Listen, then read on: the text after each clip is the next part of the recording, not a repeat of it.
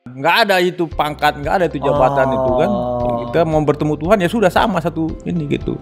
Mau kau profesor, mau kau jenderal, mau kau apa gitu. Orang kaya semua sama. Nggak sama. Makanya waktu pertama itu kita terlambat datang ya udah duduk itu dekat apa tuh namanya altar call itu di bawah situ. Gitu gini. Jenderal Bang. Terus teman saya itu kan mau dia lompat gitu ke pinggiran jalan. Jangan, saya bilang. Karena pinggiran jalan itu juga ranjau semua. Jadi kiri kanan itu ranjau.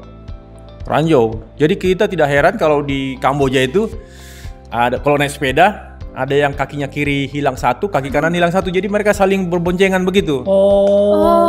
Di sana itu banyak gitu. Jadi dalam hati kita, waduh kalau terjadi misalkan peperangan atau pertikaian di Indonesia, mungkin begini sedihnya gitu. Harganya mahal Bang. Harganya sangat mahal. Jadi maka kita doa sama Tuhan supaya kita dilindungi sama Tuhan, supaya jangan ada pertikaian ataupun clash antar anak bangsa. Amin. Karena kalau kita bertikai yang untung itu negara lain. Hai, selamat datang dalam YouTube channel Jikan Kuman Juntak dan istri saya Amanda Zevanya. Jangan lupa untuk subscribe, like, dan komen, dan juga jangan lupa untuk share ke teman-teman kalian. Oh ya, supaya nggak ketinggalan konten terbarunya, jangan lupa juga sekarang juga nih, langsung aja aktifin lonceng dan notifikasinya. Teng, bye bye. God bless you.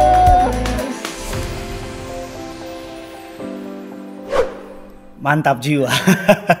Ini salah satu podcast yang menurut saya lucu sedih juga, mengandung bawang Bang gitu, dan juga punya banyak life lesson ya, hal-hal yang menarik.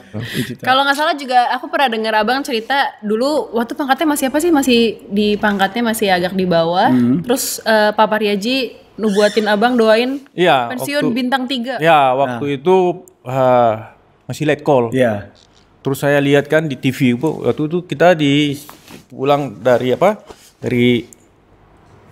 Australia kali ya, terus di TV gitu kan, ya TVRI. Iya TVRI. Mujizat Bang namanya Bang. Mujizat waktu itu kan, ada program Mujizat. Boleh juga ini bapak ini gitu kan. Di gereja di mana ini kita ini Tiberias gitu kan. Kita mulai itu kan. Rupanya ada di Menteng Prada. Iya betul. Kita kesana kan. Iya. Di sana kita bilang, Pak, saya gini. Apa pangkat? Lieutenant Kolonel, kau harus jadi bintang 3. Puji langsung ngangkat tumpang tangan, berdoa, nanti bintang 3 gitu kan. Pas pulang gimana Bang? Pulang betul nggak ini kan? Macam yang betul kali ini kan. Anak Sianta digituin Bang ya. Puji Tuhan kita amin Pak, kita bilang kan, amin Pak. Nah, ini minyak urapan kau pakai, anakmu kasih minyak urapan sama ini sebelum tidur. Ya udah. Itu kan, tapi lambat laun pangkat pun gak naik-naik juga kan, tapi tetap aja kita berdoa kan. Terus sampai sekarang bintang 2 rupanya. Itulah Tuhan. Itulah Tuhan. Nah itu juga kita bintang 1 kita nggak tahu, bintang 2 pun kita nggak tahu gitu. Jadi bintang 1 itu datangnya waktu itu cuman 9 hari dari kau jadi jenderal gitu, itu cuma 9 hari. Jadi waktu saya di Amerika itu Pak SBY datang kan. Pak SBY datang. Kita bilang ada adik kelas bilang, "Weh, kawan," gue bilang, "sudah pakai 2 tahun, kita belum pernah pakai," kita bilang kan. Baru bilang, "Pak, ini Bang Victor yang dulu di New York, yang dulu pernah jadi kerja di UN, yang kita waktu di Bosnia. Kau sudah jenderal," katanya. "Siap belum Pak," aku bilang kan. Karena beliau itu mau habis masa kerja jabatan itu ya? 10 hari lagi. Dalam hati, mana mungkin gitu kan 10 hari. Tapi Tuhan bilang jadi. Injury time banget Bang ya? Ya, jadi saya dilantik pagi hari jam 6 pagi. Pak Jokowi itu jam 10 pagi. Ya. Jadi koinsiden gitu. Wow. Nggak ada yang kebetulan sih Bang. Nggak ada, Tuhan yang itu. Nggak pernah terlambat Tuhan ya. Nggak ada yang terlambat. Indah pada waktunya. 9 hari setelah ketemu presiden. Jadi waktu didoakan itu kan waktu Letnan Kolonel. Iya. Baru setelah itu merangkak jadi kolonel. Letnan Kolonel itu 9 tahun. Wow. Tapi kolonel puji Tuhan cuma 5 tahun. Wow. Langsung naik. Nah itu 1. dari Letnan Kolonel 9 tahun Bang. Biasa kan ada orang tuh jenuh, capek, lelah, atau mau pakai nggak sabar atau mau pakai shortcut. mau pakai jalan pintas, entah ada yang aneh-aneh loh Bang, ada yang kedukun lah, ada yang andalin manusia lah, ada yang segala macem deh. Nah, kira-kira secara moral, secara iman, 9 tahun apa sih yang Abang rasain itu Bang? Kalau tahun pertama, tahun kedua, tahun ketiga itu tidak terlalu jenuh kan. Tapi begitu kita tahun keempat, tahun kelima, terus kita sudah punya pengalaman, kita sekolah master segala macam. Ini kenapa pimpinan kita ini kok nggak melirik gitu kan? Ini agak jenuh juga. Nah begitu saya selesai kuliah dari Australia, pernah juga ngelamar kerja gitu. Ya mungkin Tuhan kasih jalan, jangan gitu kan. Jadilah sekarang jadi ini perwira tinggi. Selama 9 tahun itu kan banyak orang lagi, setiap kita kan ada di dalam ruang tunggunya Tuhan Bang. Sekolah menanti istilahnya kan. Dan yang paling gak enak kan itu menanti Bang. Nah apa sih yang Abang lakuin supaya Abang gak patah semangat, gak putus asa, gak mundur selama menanti janji Tuhan itu Bang? Ya dalam itu kan ada Tuhan bilang sabar. Sabar dalam jalan Tuhan gitu. Makanya setelah ditumpang tangan itu kita beriman aja, tenang aja lah, udah didoakan sama pendeta Pak Haji, masa orang lain bisa mengalami mujizat kita nggak bisa gitu kan? Amin, amin. Itu kan, jadi kita tetap semangat, berdoa terus, gitu, berdoa terus, bergereja terus, ngantri tetap, gitu kan? Terlambat datang salah sendiri gitu kan? Ya imanin itu supaya kau jadi seorang itu ya, puji Tuhan. Nggak ada yang terlambat untuk Tuhan Yesus. Jadi indah pada waktunya lah. Berdoa terus, ibadah terus, antri terus, cari Tuhan terus, jaga hati, diurapi terus, berkawan terus, perjamuan kudus terus. Itu dia, minyak anggur tidak dirusakkan. Mantap. Anyway Bang, katanya Abang pernah ngehadang tank Israel Bang? Dalam Libanon ya Bang, pantai masuk Libanon. Oh, waktu itu kan viral itu. Bukan saya yang menghadang, anak buah saya menghadang pertikaian antara tentara Israel dan tentara Libanon. Itu kan mereka bekerja atau berdinas di perbatasan Israel sama Libanon, namanya di Blue Line. Kalau udah pernah ke Libanon, kita di dataran tinggi Golan itu ya. Oh iya. Sebelah situ kita. Jadi kalau kita dari arah Lebanon kita lihat ke Israel itu hijau. Terus tank Israel datang katanya tuh. Terus di sini datang pasukan Lebanon. Makanya ini tank Markava itu udah front gitu, saling buka bluffing gitulah, saling macam. Baru tentara kita datang ke tengah-tengah. Tengah-tengah Bang? Tengah-tengah.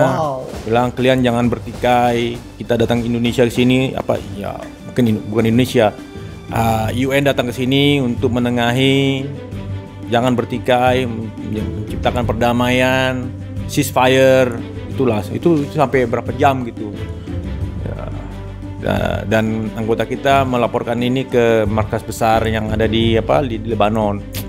Nah dari situ mungkin Force Commander telepon ke Perdana Menteri atau Menteri Pertahanan yang ada di Israel semuanya. Jadi itu tetap aja, tapi yang dibawa kan terus udah gitu. bersih tegang kan? Udah bersih tegangan antara Israel dan Lebanon, kita di tengah-tengah gitu. Nah ini pendidikan ini kita laksanakan. Jadi kalau tadi lihat tadi pembukaan itu nanti minggu ketiga mereka akan dihadapkan begitu. Setiap ini kan pre-deployment training tadi yang dibuka itu. Nanti mereka dilatih begitu. Jadi supaya mereka imparsial untuk menjalankan tugas, tidak memihak ke kiri, tidak memihak ke kanan. Dan harus siap setor nyawa Bang gitu. Setor nyawa iya. Kan di tengah-tengah gitu kan anytime something happen bisa. Could be happen. Wow. Itu sama juga waktu tentara anggota kita yang di Kongo itu kan lagi pergi dari Mafifi ke Halulu itu pengantar logistik. Tapi pulang-pulang dihadang.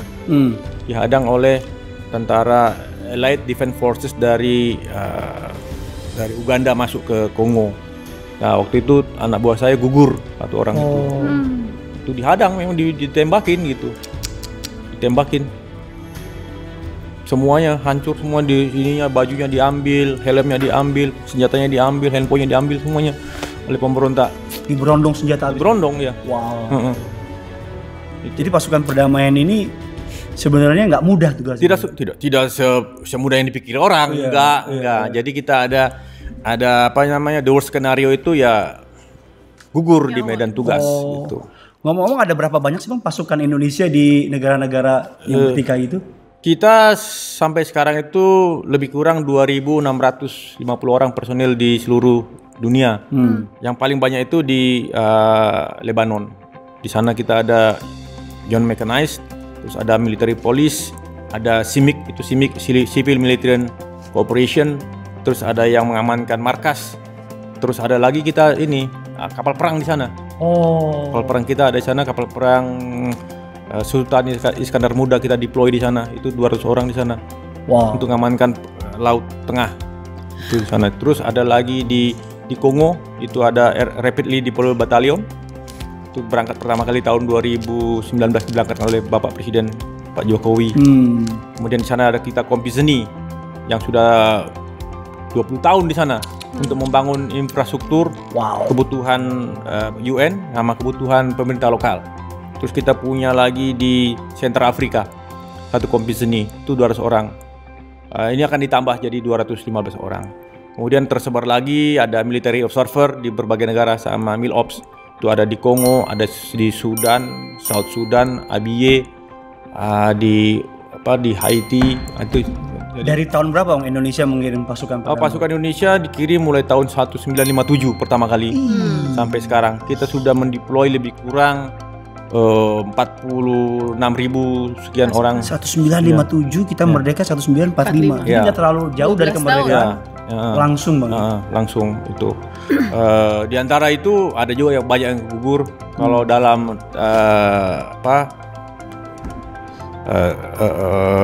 ukiran yang kami buat di bawah itu, kalau nggak salah ada 25-an orang sudah gugur di berbagai misi. Yang terakhir kemarin ada yang gugur mayor infanteri, gugur di Kongo sebulan yang lalu.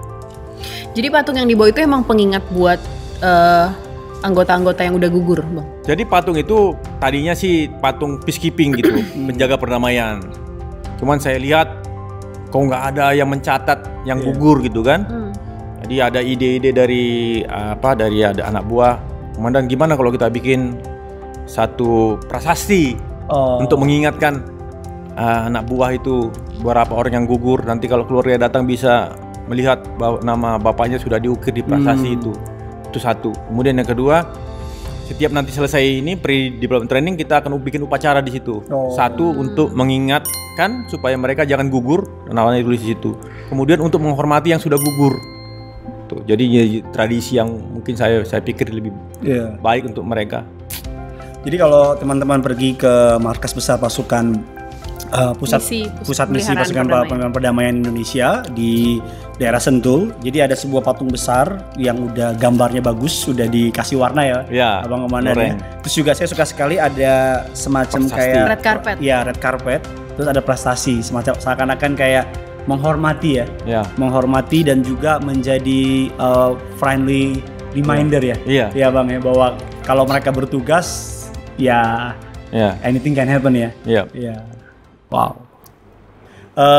Saya juga pernah dengar Abang tuh dulu waktu di New York kan supir taksi ya Bang ya. Istilahnya.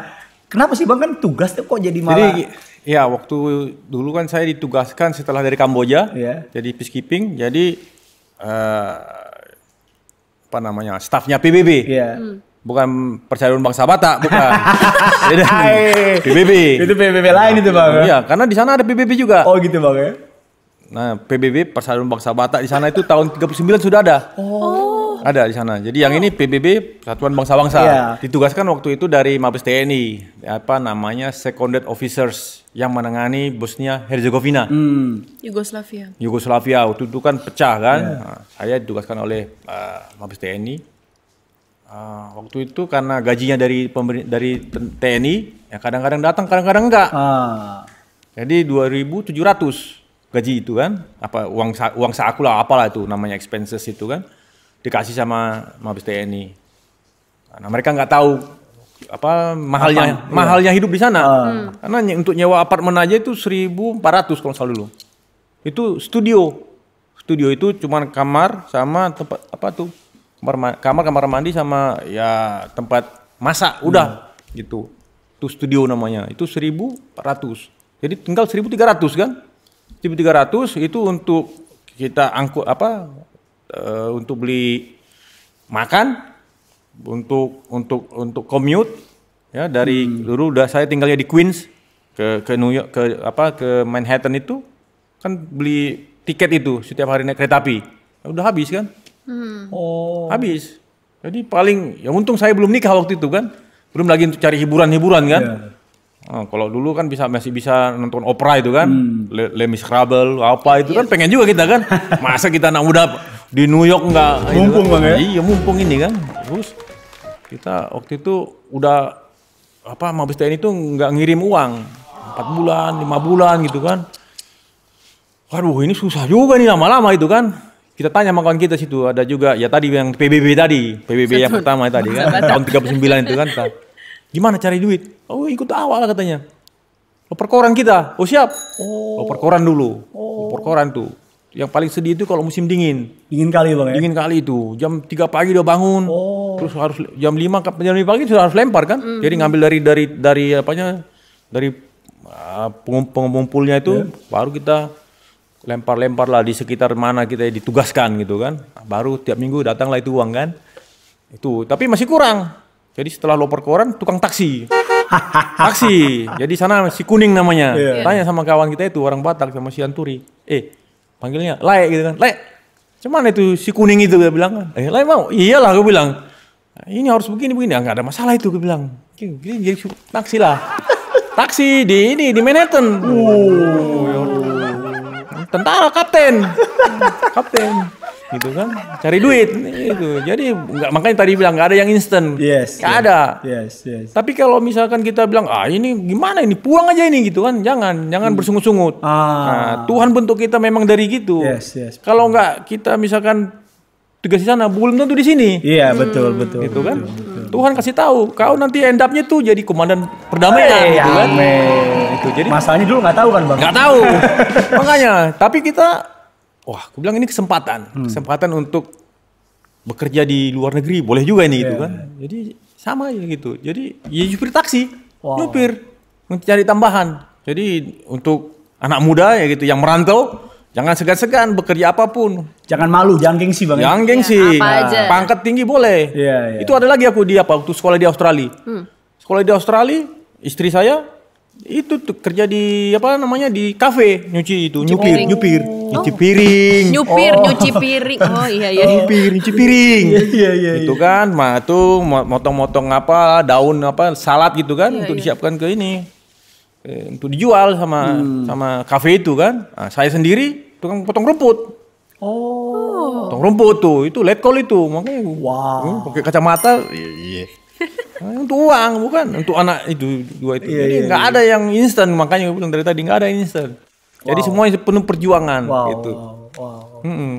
No wonder Tuhan percayain posisi sekarang. Gitu. Itu susah. Makanya anak muda itu harus ada jiwa semangat struggling for life gitu. Nggak ada yang easy come, nggak ada. Free dinner nggak ada Bang ya? Nggak ada freelance, nggak ada. Semuanya itu dibentuk untuk membentuk kita nanti Tuhan pasti kasih jalan yang paling baik di kemudian hari. Ngomong-ngomong terakhir nih Bang, karena kan Abang kan sebagai komandan pusat misi perdamaian Bang, dan Abang sudah kemana-mana Bang, ke Libanon, Central Afrika, Kongo, Kamboja. Abang juga tadi saya sedikit membekas kalau di Kamboja tuh lihat ada orang kakinya satu sama temannya kakinya satu saling kayu sepeda kan Bang. Nah, Abang juga bilang kalau perang itu akan membuat setback itu 10-20 tahun berikutnya. Dan sedangkan kan bangsa kita kan beraneka ragam Bang. Ya kan, suku, bangsa, bahasa dan sebagainya too many Bang. Dan kita kan terlalu banyak kepentingan dan juga kaya alamnya Bang. Nah, kira-kira pertama seberapa buruk sih Bang perang itu sih? Seberapa pahitkah perang itu sih Bang? Kalau perang terjadi di suatu negara itu akan sangat menyedihkan. Kalau kita ambil contoh di Libya atau di punya Saddam Hussein itu? Irak. Di Irak. Iya. Dulu kan kaya betul. Sama juga si Gaddafi itu kaya betul. Kaya betul. Makmur ya Bang. Makmur. Dia bikin masjid di mana-mana kan. Di sini juga ada kan di Indonesia. dia punya juga kekayaan di Afrika Selatan, dia punya apa aja dia bisa beli, ya kan? Tapi setelah dia negara itu perang antar suku, perang antar keturunan itu kan, sekarang setbacknya hancur semuanya, infrastruktur hancur, kehidupan hancur, segala macam hancur. Jadi keadaan sosial sangat sedih kita melihatnya. Nah ini setbacknya mungkin bisa 40 tahun ke belakang dia. Wow. Itu. Jadi infrastruktur habis semuanya. Itu. Jadi susah. Jadi kita anak muda, Senap. kami harapkan supaya kita kalau berbuat itu berpikir dulu apa untungnya, untung untuk kehidupan kita sebagai bangsa Indonesia yang beraneka ragam. Hilangkan egosentris, hilangkan semuanya kemauan golongan. Yang ada adalah kepentingan untuk bangsa Indonesia. Jangan saling membusukkan antar kita umat beragama, bangsa Indonesia saling bahu membahu untuk kepentingan kelangsungan negara kita yang sangat kita cintai ini. Kan kalau bunga, kalau satu warna itu nggak bagus. Ya. Tapi kalau sama juga bunga, kalau nggak ada duri-durinya nggak bagus. Betul. Jadi harus ada durinya, harus ada bunganya, harus ada hijaunya, harus ada semuanya di situ. Kalau dijadikan satu, itu jadi indah. Jadi harmonisasi yang bagus. Ada bagiannya masing-masing. Ya, ada talenta masing-masing. Yes. Jadi jadikanlah diri kita itu di mana apa yang Tuhan kasih talenta itu, yang kita laksanakan. Maaf kata, misalkan kalau kita jadi kotoran yang betul. Jadi jangan kotoran di atas meja ini. Ya, kalau kita jadi kotoran di atas meja ini dibuang kita. Tapi kalau kita kotoran di vas bunga, ditanam di pot, dekat pot, berguna kita untuk menyuburkan bunga itu. Gitu. Sudut pandang yang menarik ya. Itu. Jadi harus begitu untuk semua generasi muda, jemaat Kristen, jadilah sesuai dengan talenta masing-masing yang dibentuk oleh Tuhan untuk kita. Wow. Awesome. Jadi kalau boleh disimpulkan, tadi banyak banget dapat berkat, dapat pengalaman, life lesson dari Abang Komandan kita, Bapak Maijen Victor Hasudungan Simatupang, dari masa kecil yang struggle, keras, tapi itu mempersiapkan dia untuk masa depan yang luar biasa. Dan juga tadi suka berkali-kali bilang jangan suka yang instan, karena Tuhan pun menciptakan langit dan bumi 7 hari. Proses. Ya kan, dia Allah atas waktu, dia Allah atas proses. Dia bisa saja langsung ciptakan, langsung sekali ngomong langsung jadi bumi, tapi dia hari pertama, hari kedua, hari ketiga, keempat dan seterusnya, itu menggambarkan bahwa Allah menyukai proses. Dan tadi juga komandan kita bilang indah pada waktunya, ya kan, Allah membuat segala sesuatu indah pada waktunya. Jadi kalau hari ini saudara dalam keadaan tertekan, dalam keadaan masa sukar, dalam keadaan masa sulit, sabar, karena Tuhan sedang bergerak di balik layar. Amin. Tuhan sedang mengambil ahli bagiannya. Dan sama seperti anyaman ya Bang ya. Iya. Kadang-kadang kita nggak lihat kan, nggak ngerti, jelek kali kan ini anyaman kan, ya kan. Tapi kadang-kadang perlu ada warna hitam kan. Nggak selalu merah. Ya kan, tadi Abang bilang warnanya beda-beda, tapi dari hitam, merah, kuning, dan setelah jadi big picture-nya menjadi baru indah kelihatan dan luar biasa. Nah, sebelum kita tutup podcast ini bersama dengan anak Tuhan yang luar biasa ini, Abang Komandan kita Bapak Maijen Victor Simatupang, pesan terakhir nih Bang untuk seluruh anak muda yang suka galau, suka sedih, suka baper dan sebagainya Bang, untuk anak-anak muda supaya bisa disampaikan Bang, silakan. Pada generasi muda Kristen yang berbahagia di manapun berada, harapan saya kepada kita semuanya, gunakan talenta yang dikasih Tuhan untuk kita semaksimal mungkin. Apapun talenta itu dielaborasi secara maksimal. Amin. Yang kedua, harus tekun berdoa, percaya kepada Tuhan. Tuhan Yesus sendiri datang ke dunia dengan berbagai tantangan, ada pencobaan-pencobaan. Jadi jangan kalian dicoba begitu aja langsung jadi runtuh. Yang ketiga, pada generasi muda, harapan saya kita harus baik-baik sama semuanya, baik-baik sama masyarakat, baik-baik sama orang tua, baik-baik sama semua yang ada di lingkungan kita. Yang terakhir, harapan kami semua generasi muda, mujizat Tuhan pasti menyentuh generasi muda. Jadilah generasi yang dapat diandalkan dan dapat diunggulkan oleh bangsa Indonesia. Salam. Mantap. Tepuk tangan dulu. Seru banget seru obrolan kita sama Bang Victor, dan juga kita juga kehormatan banget ya diundang ke sini di hari terakhirnya Abang. Di penghujung karirnya, pengabdiannya sebagai tentara 35 tahun. Wow. 35 tahun Abang, thank you so much buat pengabdiannya yang mungkin di belakang layar yang kita juga mungkin kita nggak tahu, tapi kita bisa Abang juga pasti punya peran yang besar juga untuk menjaga perdamaian bukan hanya di seluruh dunia tapi juga di Indonesia pastinya. So thank you so much, dan kita berdoa supaya Tuhan berkati karir Abang ke depannya, apapun dimanapun Tuhan tempatkan Abang selanjutnya, kiranya selalu jadi berkat Bang. Nama Tuhan dipermuliakan. Amin. Dan tetap jadi pasukan damai Bang. Amin. Thank you so much Bang buat waktunya, thank you so much buat ceritanya. So sampai jumpa lagi dalam segmen berikutnya yang punya surga. Crazy in love with you. Bye bye.